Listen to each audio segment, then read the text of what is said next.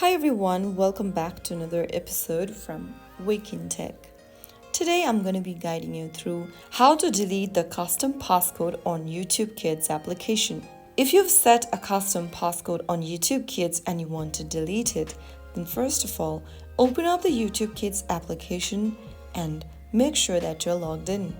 From the home page, tap the gear button at the top right corner. Now enter your custom passcode or solve a simple math problem. If you want to delete the custom passcode, then you must have enabled the custom passcode first. If you have it, you can then scroll down from the settings menu and tap on delete passcode under parent verification. After you tap on delete passcode, your custom passcode that you set currently will be deleted. Now after you do that, if you go back to the settings from home page, you will then need to solve the simple math problem. So that's how you can easily remove the passcode from your YouTube Kids account. If you found the video helpful, don't forget to like, share and subscribe. I'll see you in the next episode. Thank you for watching.